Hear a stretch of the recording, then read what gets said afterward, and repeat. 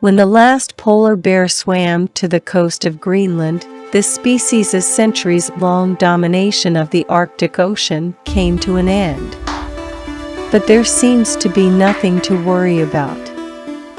Conservationists have set up luxurious artificial reserves for them, and they live a happier life in man-made prisons covering several hectares than most people today.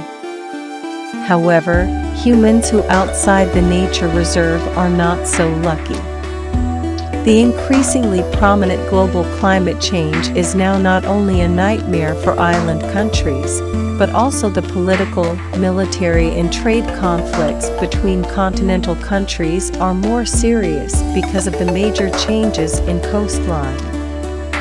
In fact, the climate issue has been in a situation of more public opinion and less construction since the last century. It seems that there is no practical action by all countries to try to solve this global problem together. It is not because the technical threshold is too high. On the contrary, the unfair distribution of benefits leads to the delay in reaching a unified consensus on this problem, which leads to the increasingly acute problem and finally drags the world into a quagmire. A large number of residents from island countries and coastal countries have moved inland and north. The global migration has led to drastic changes in the population structure of different regions, continuous military operations, continued chaos in various regions, and the original world order has gradually collapsed. Due to food shortages, inflation, and growing class contradictions, most countries adopt the policy of rejection and even increase the number of armed forces at the border to control the scope of action of refugees. In addition, a few countries can develop more land resources even because of climate change and liberalize population policies to make up for the development of new areas and even military needs. In this way, a large number of climate refugees have become game tools in different regions, and few people really care about their current situation. Today's coastline is no longer a relaxing resort, but the refugees and marine garbage around them, and they are waiting for the opportunity to rush into other countries. Fair, just and open is the advertising line repeatedly promoted by the Internet's ultimate fantasy township LLI. LLI implements decentralized management. It has multiple artificial intelligence groups responsible for processing data, and the data comes from fully quantified citizens as parameters.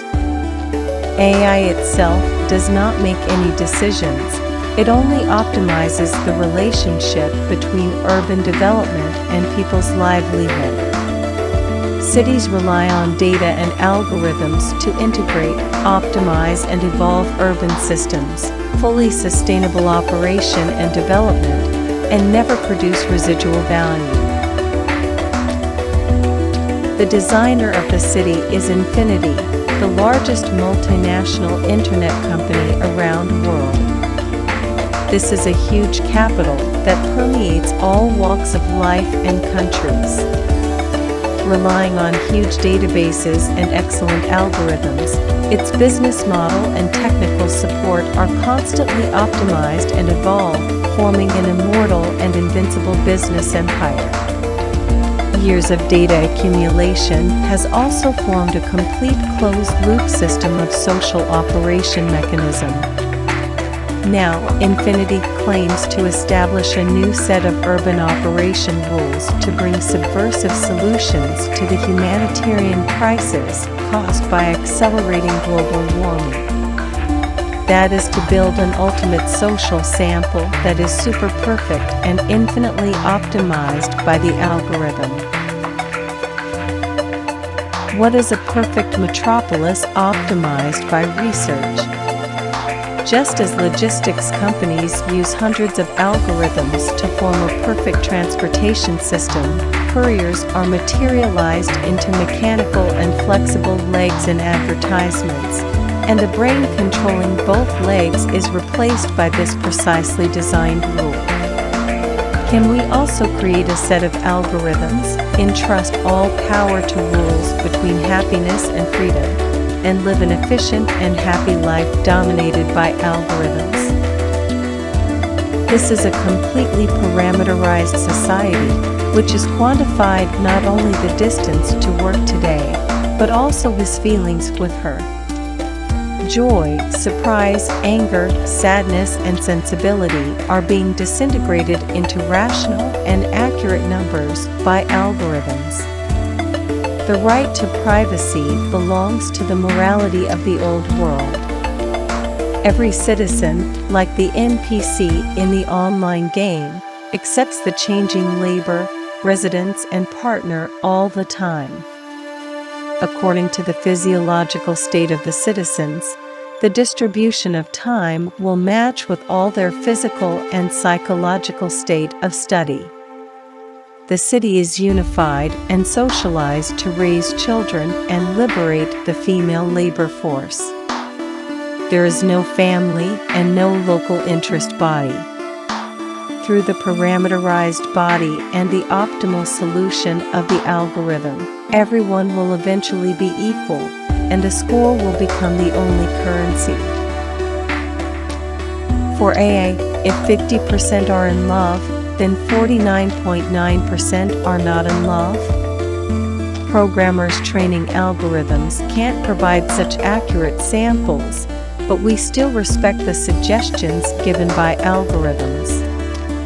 This is a mobile society, where people act like bees, dancing with each other and spreading signals.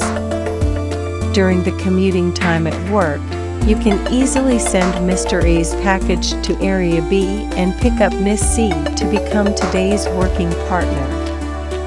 Nothing is more wonderful and novel than the wandering life.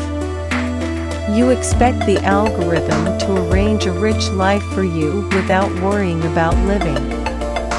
Everyone is fairly allocated working hours, entertainment, and consumption in the same rating class. The labor implemented by the recommendation of respecting the algorithm will get high-quality scores, which can obtain better material conditions and spiritual needs. Those citizens who do not follow the algorithm, I call them low-score players, will be gradually excluded from the game system until they are deleted.